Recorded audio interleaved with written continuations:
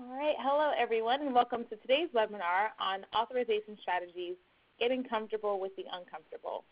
As always, it's a pleasure to have you with us today. My name is Deanna Fenton, Program Manager here at the Alliance, and before we begin, I'm going to go ahead and just take us through a few housekeeping items and reminders. Now, upon logging in, you may have all noticed that your audio lines are muted. Please note they will remain muted throughout the course of today's presentation. This will help us to ensure that we have the best audio quality for both of our presenters. That said, we ask that you take note of the chat feature that's located on the bottom left-hand corner of your screen. This chat will be used to pose questions to both of our presenters during the Q&A discussion. So if you have any questions that come up during the course of the webinar itself, please feel free to submit them at any time. Once the presentation has concluded, we'll go ahead and transition into our Q&A discussion, where our speakers will address as many of your questions as time allows. Now, as an added note, when accessing our webinars, we highly recommend using the Chrome browser to ensure an optimal visual and audio experience. If you're already using Chrome and experience any audio issues, we do recommend reconnecting to the webinar using the phone number that was provided in your confirmation email. Should you need any assistance, please feel free to contact a member from the Alliance team or send us a quick note in that chat box. Now, for anyone interested in our upcoming webinars, please note registration is currently open for our special innovation webinar where we'll discuss the transplant cost report. Be sure to tune in for that on Thursday, October 15th at 2 p.m. Eastern. Registration is also open for our next transplant webinar on frailty and cognitive impairment in kidney transplantation. Be sure to join us for that on October 20th at 3 p.m. Eastern. As always, to get the latest information on our upcoming webinars, please visit our website at organdonationalliance.org. Now, for those of you who may be interested in our continuing education credits, please note we are offering one SET-C credit and one nursing contact hour for your participation in this webinar. As always, a certificate of attendance will also be available for those of you who may be seeking CEs that are not being offered. Everyone joining us today is eligible to claim either of these credits or certificates. Prior to receiving your certificate, you will be asked to complete a brief online evaluation that will allow you the opportunity to provide us with your valuable feedback. If you happen to be listening in a group, please be sure to get the evaluation email from your group lead. As a friendly reminder, you'll have 30 calendar days to complete your evaluations and to claim your credits. Now, with that being said, I'd like to go ahead and begin today's program by introducing our moderator, Jacqueline Manzino, Director of Donation Development at Donor Network West. Jacqueline, thank you so much for joining us today. At this point, I'll go ahead and turn it over to you to introduce our presenter. Thank you, and good morning or good afternoon to all of you joining us, wherever you are in the nation. Happy to have you on this important call today. So in many ways, this year has brought on challenges and opportunities for the organ and tissue procurement world to pivot the way we take care of our donor families. End-of-life care looks a lot different than in years past, of course, but one thing remains a constant for all of us, and that's the ability to maintain authorization rates saves lives. And we're looking at processes with fresh eyes in an ever-changing industry of healthcare, who are experiencing their own challenges, of course, and that's what we're tasked with every day as leaders in an OPO. So while today we're not necessarily focusing on our activity in the pandemic, we are definitely recognizing that we're in a different landscape. And we have two amazing OPO representatives who I'm very grateful to who are going to share some of their best practices today. And we're never done with our evolving approach to family care. So I hope today those of you listening will hear something that resonates for you and will help guide your team to help families in those most difficult moments. So without further ado, I'm going to go forward with introducing our very first speaker, or both our speakers, but the first speaker is Mr. Brett Kesselring. He is a supervisor of authorization and training for Gift of Hope. He in Organ and Tissue Donor Network in Illinois. He trains and supports staff engaged in the critical work of securing permission and support for donation. Brett brings over 18 years of experience in all areas of organ and tissue donation, like a lot of us do. And he's a certified procurement transplant coordinator, a certified tissue banking specialist, and certified facilitator in feedback and debriefing. He served as the chair of the AOPO Education and Training Council, as well as faculty and presenter for numerous local and national webinars, collaborations, and brain death simulations. Brett has a bachelor's in nursing from Benedictine University and is completing his master's in nursing from Marysville University. So Brett is our first speaker. Our second speaker is Emily Keys, and she is with us from Louisiana Organ Procurement Agency. She found her passion for donation in 2015 while working as a registered respiratory therapist in New Orleans. She then joined LOPA as a family advocate, providing support for grieving families while advocating for potential donors and recipients. This past year, Emily graduated from LOPA's Leadership Academy and has stepped into a new role as a Family Support Services Manager. So welcome to both of our speakers. I'm looking forward to hearing both of you. And on that note, Brett, you can take it away. Okay. Thank you, Jacqueline, and thank you to everyone for tuning in today, and thank you to the Alliance for allowing me the opportunity to speak today. I really love the title to the webinar today, Getting Comfortable with the Uncomfortable, because it really highlights one of the challenges in caring for our families. There's nothing inherently comfortable about talking to a family in the midst of fresh and ongoing grief. But as we all know, if we are successful at managing ourselves and the situation around us, it can lead to amazing outcomes.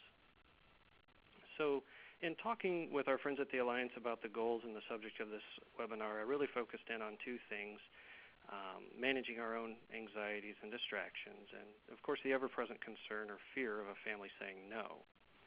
Just as a little bit of a background for myself, the necessity of managing my own anxiety and distractions is a lesson that I learned, like a lot of us, the hard way.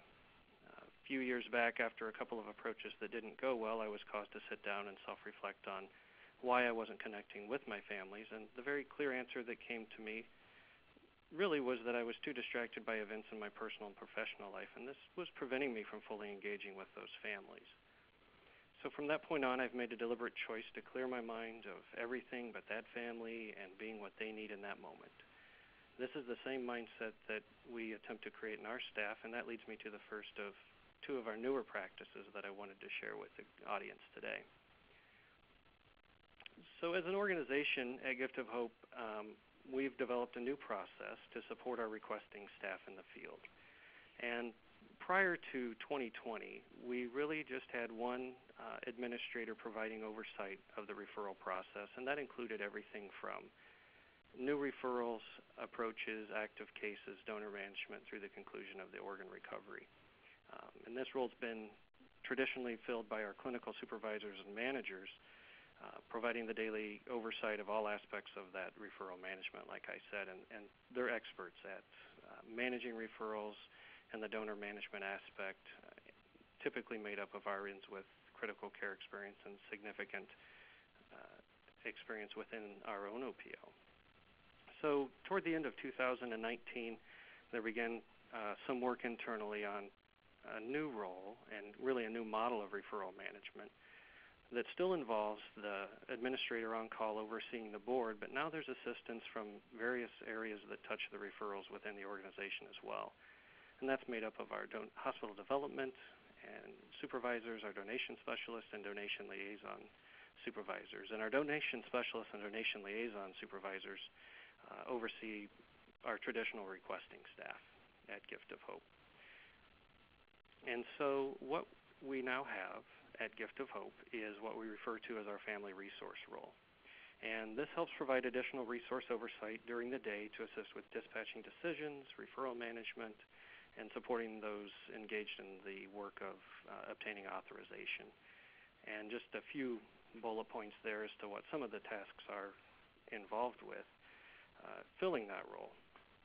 But essentially it starts the night before, when the various supervisors will take a look at the board and the staff available and provide dispatching guidance to the night shift so that early the next morning the dispatches can go out to the appropriate staff. So our HD staff will assist with some of the lower acuity referrals that may have more routine follow-up.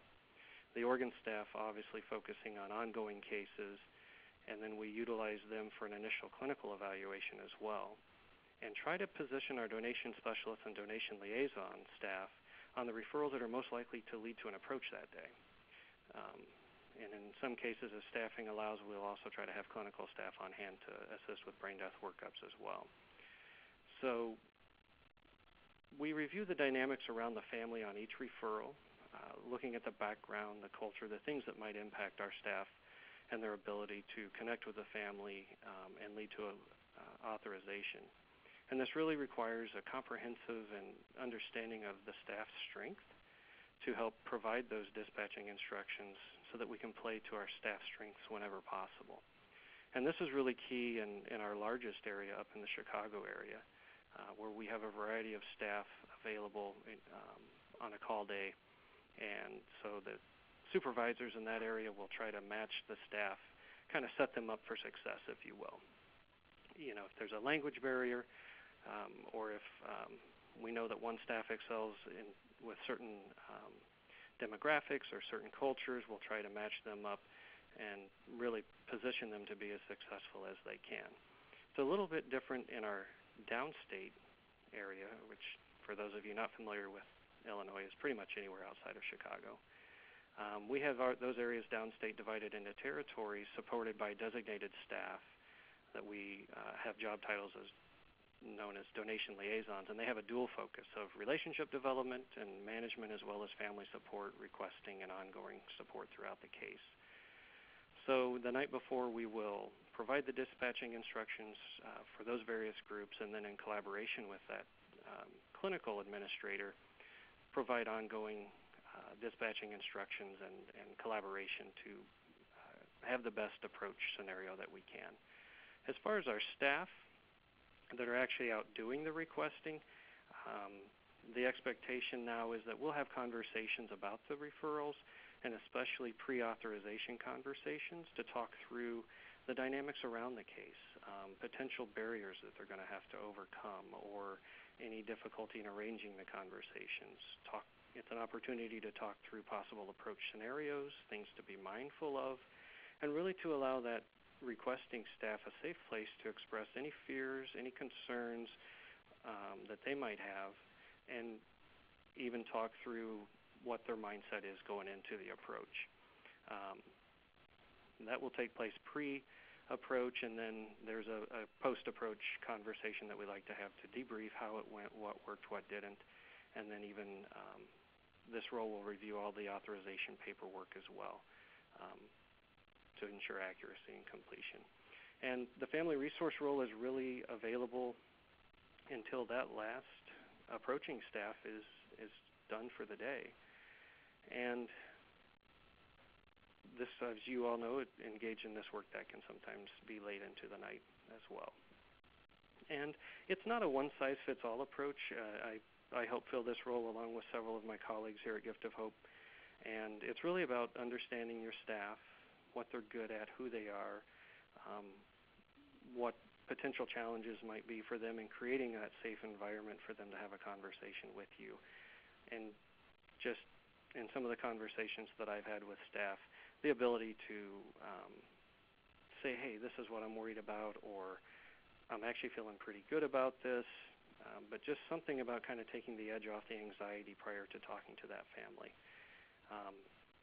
And so we started this in early 2020, and then, like the rest of the world, COVID showed up mid-March, and we saw a much different landscape in April and May. And so I wanted to try to give the audience just some kind of perception of how we've seen the impact of this role. So I did kind of a data analysis looking back the last 3 years, from 2018, 19, and 20. For June and July, because for us at Gift of Hope, it was towards the end of May, beginning of June, that we began to see more of a return to normalcy with our referral patterns and processes. And so these are the early results, and it is somewhat of a small snapshot, but in June and July of this year, we saw more approaches, more authorizations, which led to more organ donors and more organs transplanted in that 2-month period than any time in the history of Gift of Hope. And one of the key takeaways or most interesting points for me with this is that it was done with fewer organ referrals than 2018 and 2019. So we're still learning, still trying to perfect the role, training other staff to help support that role. But our early returns, if you will, are promising with some great outcomes, and we're very much committed to this process moving forward. The other area that is obviously of big concern for our staff is that ever-present fear of what if the family says no. And with some of the time that we had in May and June where we were working remotely, we formed a work group to focus on what we termed at that time a family objection guide. And the idea initially was to develop a document that staff could refer to help them address common objections to donation from families, and really about trying to give them language to address certain concerns. And we started with 5 of our requesting staff, a variety of range of experience from 30-year veterans to newer staff that came from backgrounds that were pretty diverse, nursing, social work, among others. And as we developed this guide, we actually reached out to our community outreach partners and our donor family services partners to get their perspective on what did they hear from donor families and the general public when they interact with them about some of the common concerns or misconceptions around donation. And so while we set out to build a guide that would help understand objections and maybe provide language, what we really ended up doing is developing a process around how to handle a family's objection. And so this is just a brief screenshot of one page of the document addressing a specific objection. And it really became more about fostering an attitude of brave but compassionate inquiry, because for anyone that's ever served in the requesting role, getting that no, or it's not right for us, or whatever the objection may be, that's kind of a heart stopper moment. And what we wanted to do is try to help staff see it as a detour sign, if you will, rather than a stop sign.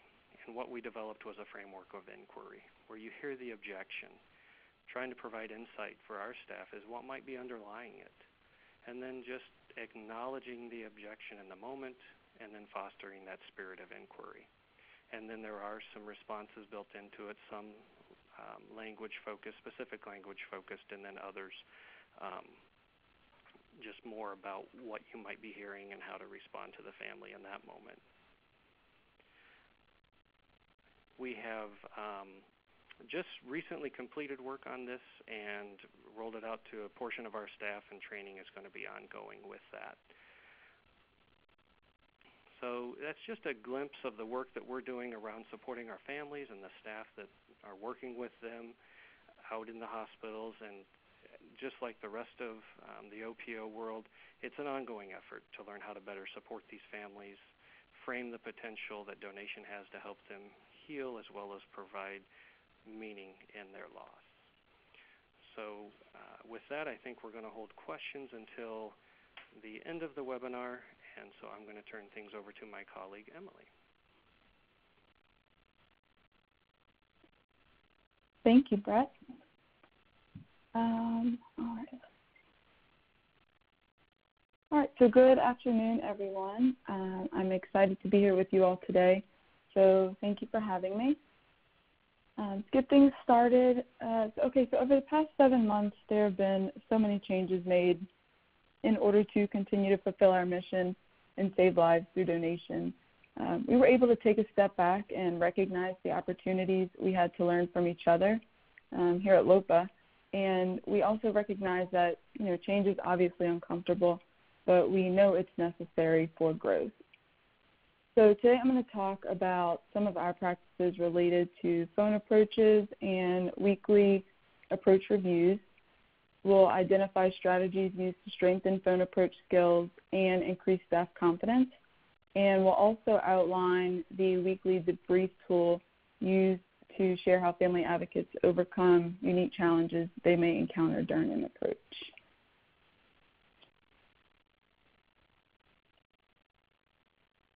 Okay, so we all know how important it is to support our families face-to-face.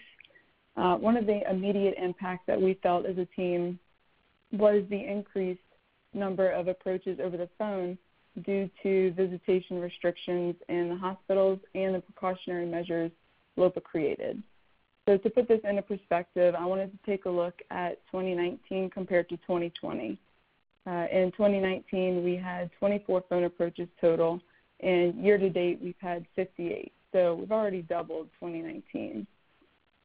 It's funny because last night I saw a meme that referenced March, where we had Friday the 13th, a full moon, and we had to turn our clocks back an hour all in the same weekend. And as crazy as it sounds, that's just about when everything changed for us. March was when we really saw the spike in phone approaches, and that unfortunately correlated with a dip in our authorization rate.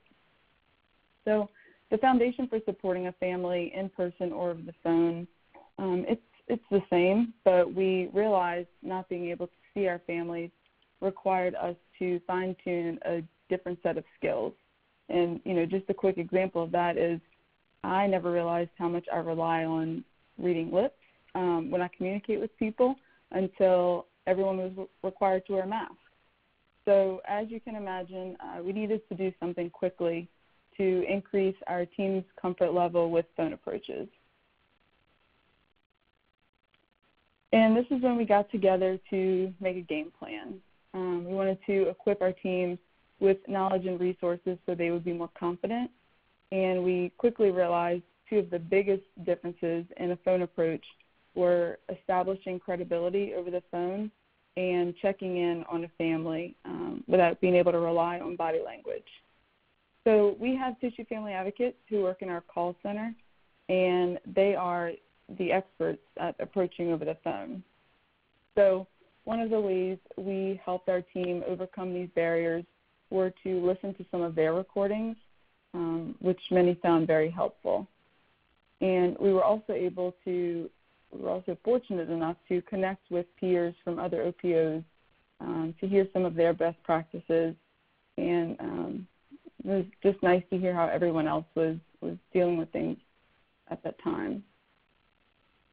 So in order to make all information accessible and easy to find, we created a portal that included any reference documents and resources that were helpful to have on hand.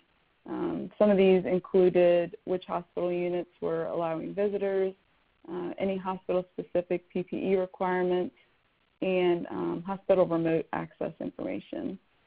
So we feel the most impactful element was our weekly mock approach exercises.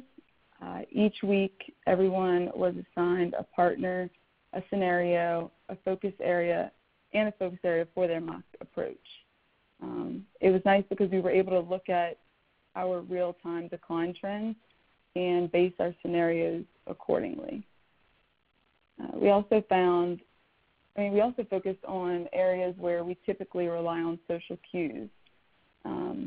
And we would meet each week to, give a new assignment, and everyone would share what they learned with the group from the previous week. Not only did these weekly meetings fill our toolbox, it also kept our team connected during a time when it was pretty easy to feel isolated. So after just a couple weeks of mock approaches, we saw an improvement in our authorization rate for phone approaches. And once we completed this training, we realized the benefit of meeting weekly and knew there was value in staying connected and continuing to learn from one another. And so that's when we initiated our approach reviews. So every Wednesday we meet to review any approach from the week prior that has any learning opportunities. It's moderated by one of our more experienced family advocates. And, we know we obviously can't change the past, but the purpose is to really learn for the families that we're going to support in the future. It's a safe place to talk about any challenges you had, how you empowered the family, what worked well, what you might do differently next time. And what we've learned is that the group really values constructive feedback, and it's been equally helpful for our newer staff and those with more experience. And it's also given us a way to stay connected with each other. Just a few weeks ago, one of our family advocates was having a pretty hard time after she had some tough approaches, and she was just very honest with the group and shared how she was feeling at that time. And it turns out there was someone else who was experiencing the same thing but didn't really know how to put it into words. And it was a great reminder of what we do is so unique, and sometimes it can be heavy, and it can be difficult to open up and be vulnerable. So it's been really beneficial to have a group of people, who meet weekly to really try to understand, and really do understand, and be there as a support for you. And so not only are we continuing to grow from our experiences, we're also providing a safe place to emotionally support one another.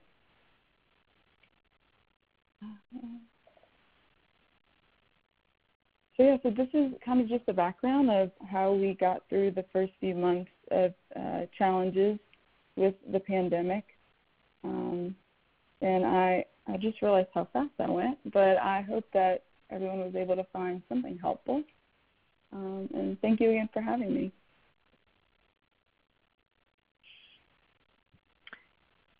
Thank you, Emily, and thank you, Brett. Those were really insightful presentations. I took some notes for myself about learning points and feeling very, sharing in your experiences out in the various places that you're working in. We're all kind of across the country now, it seems like. So interesting to hear all the different perspectives and how things are affecting different OPOs. While we're all doing the same work in different places in the country. So we're going to bridge into our question and answer portion of the presentation. So I encourage you, all of you out there, if you're listening and had more questions for any of us on the panel today, to enter those into the participant feedback portion for the Q&A. I will start the first one, and that is from Angela Hockman. What were some of the things your team came up with on how to approach specific families?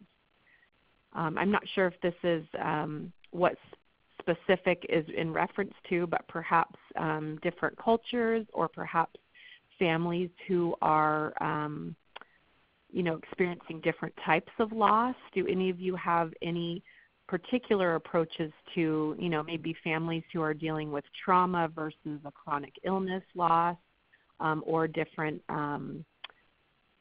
any different challenges, and just to follow up, any really high level, what you consider a high level difficult approach. Either one of you are welcome to weigh in.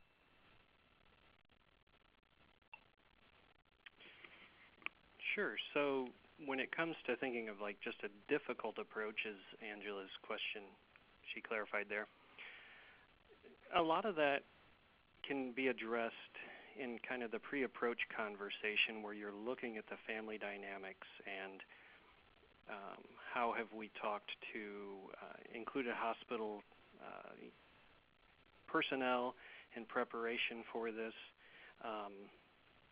I think a common one that we think about is maybe first-person objection being a difficult approach, and the importance of aligning our requesting staff and having conversation with the hospital, the care team, and if necessary leadership to ensure that we're all on the same page, and then really just working with the family to hear what their concerns are specifically.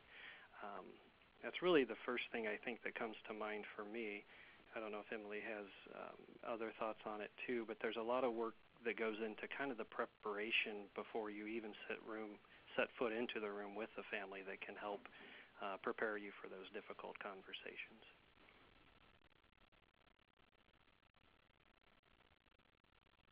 Absolutely. Emily, any thoughts along that same question?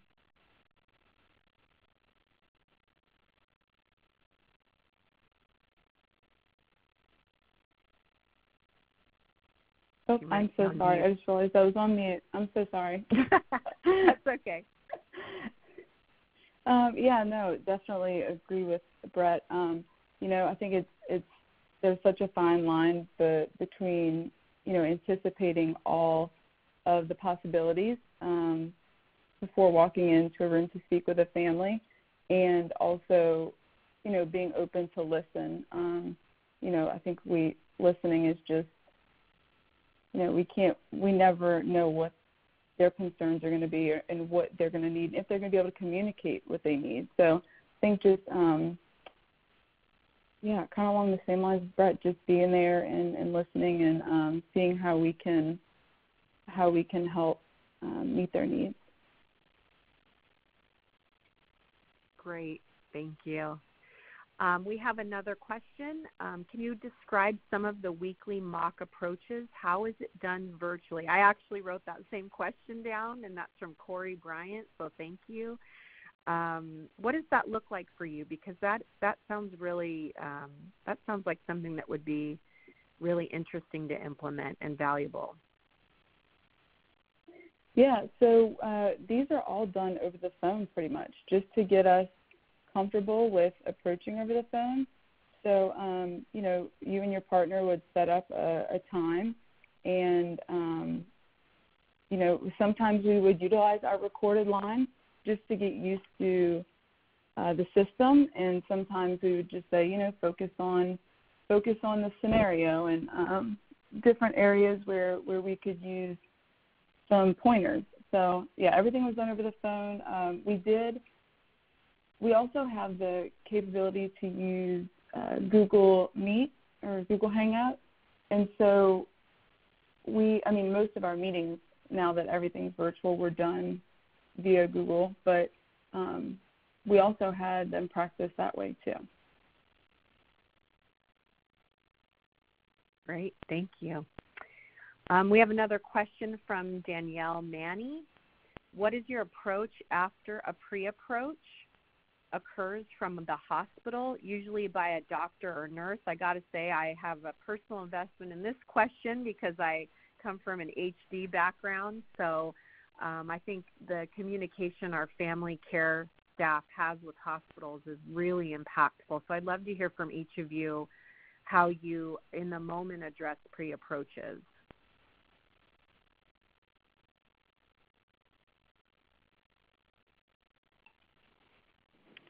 Sure, that's kind of everybody's worst nightmare. So whenever we learn that donation has been brought up prior to us being able to interact with the family, that's always a little bit alarming because we want to try to control the narrative and set ourselves up for success the best that we can.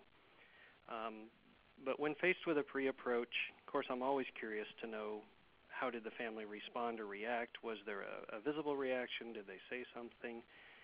But then when I actually sit down to speak with the family after a pre-approach, and this is just my own practice, I will often acknowledge that, understand that donation was brought up, but then I like to go back and really just kind of restart with a family to make sure, first of all, I want to make sure I understand what you've been told by the care team about the condition of your loved one and the prognosis, and then we can try to answer any questions that you have. So not so much focus on the fact that donation was brought up. Be okay with acknowledging it, and then revert back to giving them an opportunity to share what their understanding is, where they're at in their decision making. And then oftentimes that's going to show me the way forward based on their responses. Are they ready to hear more about that donation conversation, or do we need to kind of do some further education and listening as far as what they're thinking and where they're at? That's great. Yeah, How about you, Brett? Go ahead. So again, I have to agree with Brett. I think acknowledging that, it was brought up and bringing it back to, we're not, while there is no good time to bring up donation, because we never want to be in a situation where you're losing someone. We understand that it was brought up, and we just want to be there to support them throughout the day and what their needs are. And that whenever it comes time, we will have that discussion, but that's not what our focus is at that time. Got it. That makes sense. Thank you. Okay, next question. This one's coming to Brett from Lori Smitherman. Could you briefly review the roles involved in the referral management model? She's very interested in this. Sure.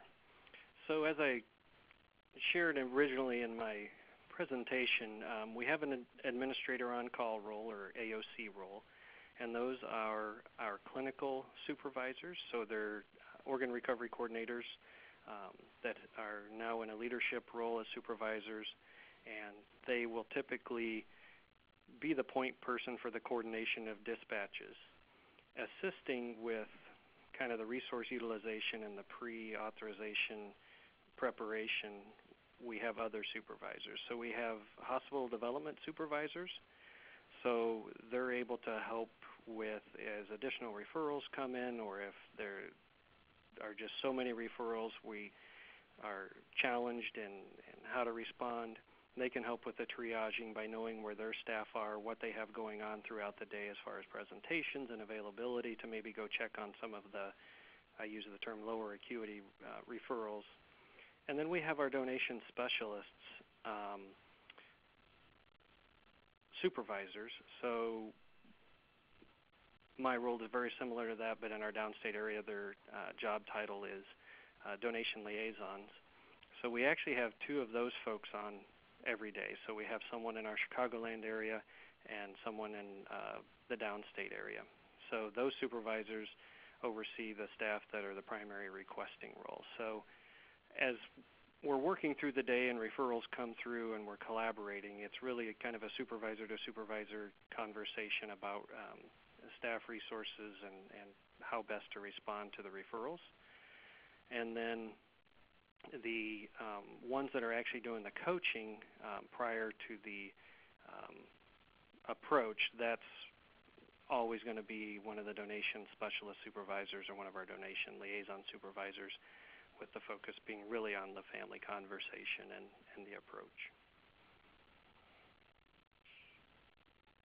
Great, thank you.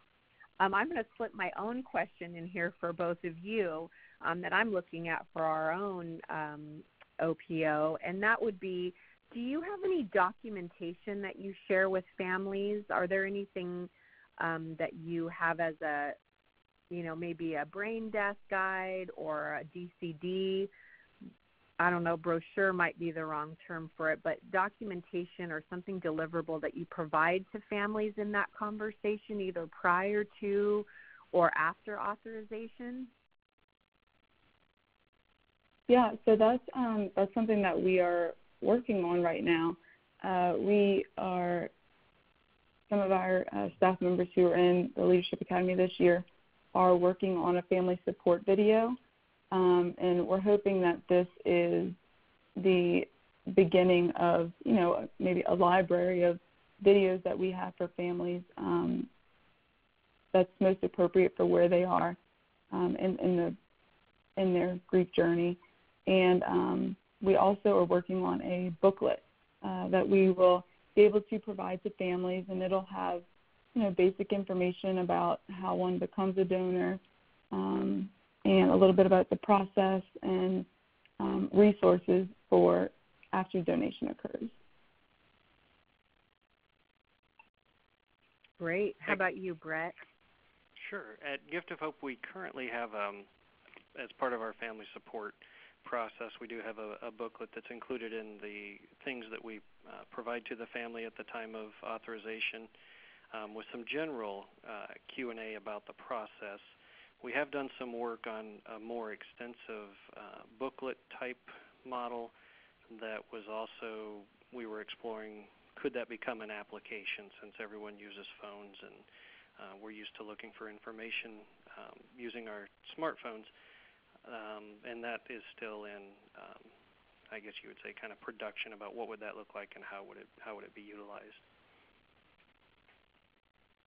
I love that idea. I'm so fascinated by the technology that we probably are somewhat late to the game on making available. I think in our own OPO, we're, and I think a lot of folks are doing text messaging communication with families, at least for reaching out for tissue donation conversations. And so that's been a really fascinating evolution, related to technology. So I'm really curious about what an app might look like for a family, or something, like a QR code that they could screen. That's really interesting to me.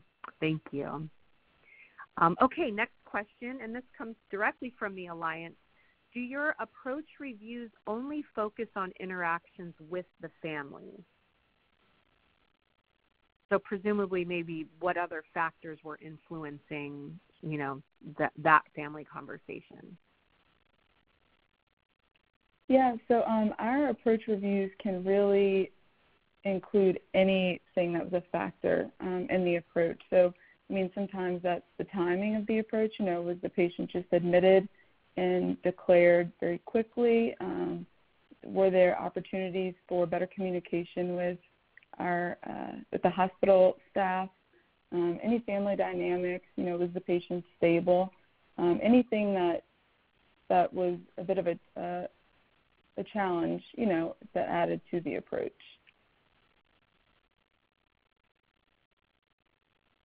Great. How about you, Brett? I would agree with how, as Emily described it, and really even the pre-approach kind of preparation will focus on really anything that might impact the referral and our ability to connect with a family and move donation forward, as will the review afterward. Recognizing that there are many other components to what can lead to a successful approach in support of the family than really just the actual conversation with the family itself. So really looking at it from a multifaceted perspective. Great. Okay, another follow-up to that. How did staff respond to receiving feedback from peers for both of you? So for us, before we started these approach reviews, we had one of our educators do a presentation, a little in-service on feedback, giving and receiving peer-to-peer feedback. And another thing that we try to do, throughout our reviews is to try to talk about these challenges from a broad perspective and not case-specific, because, as I kind of mentioned earlier, we can't change anything that we did in the past, but what can we learn to try in the future?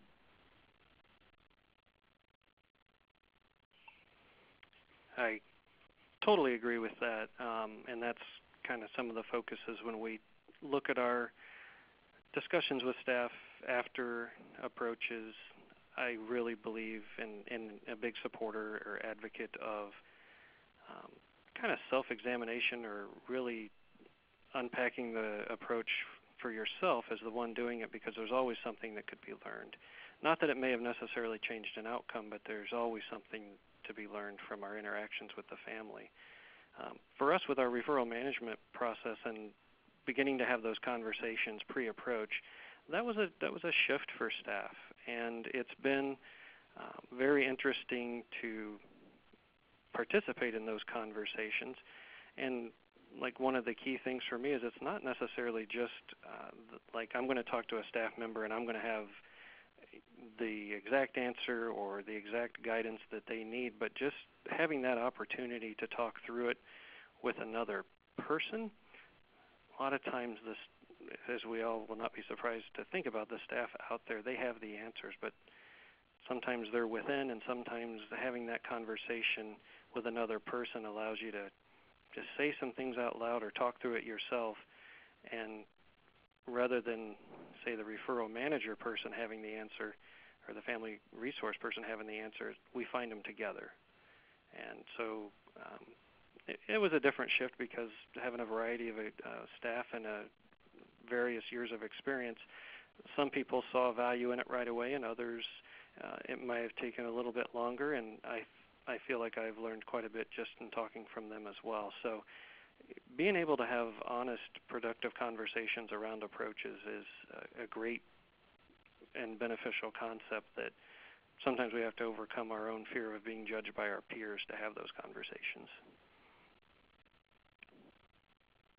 I think that's a great point, Brett. And I also think that as much as that consult or that conversation might be framed in a certain way, what I think people really need in the field is that support.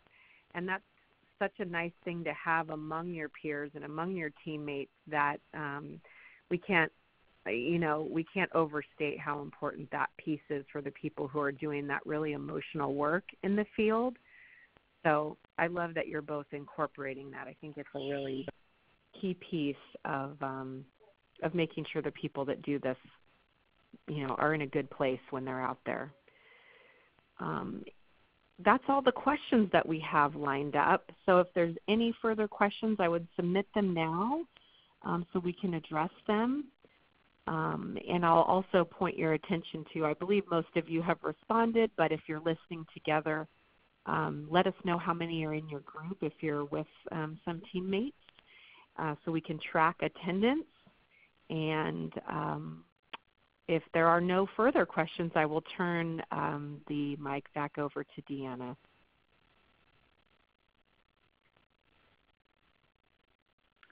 All right. Thank you, Jacqueline. I'll give it another minute or so just to allow folks to respond, as well as submit any last-minute questions that you may have.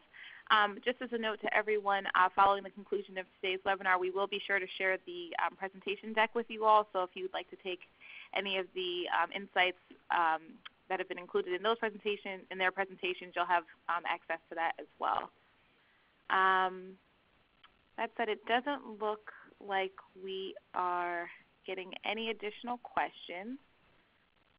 So with that, I'll go ahead and conclude today's webinar. On behalf of the Alliance, I'd like to extend a sincere thanks to both Brett and Emily. I think you've both offered some great takeaways for all of us to consider, so I appreciate you both for taking the time and for, of course, sharing your insights and experiences. Jacqueline, a huge thanks to you for helping us to secure such knowledgeable speakers and, more importantly, for helping us to facilitate such an engaging discussion today. So huge thanks to all three of you. We really appreciate you all for taking the time to join us today. And then, of course, to our participants, we thank you for joining us for today's discussion. It's always a pleasure to have you with us, and we hope you enjoy the rest of your day. Take care, everyone.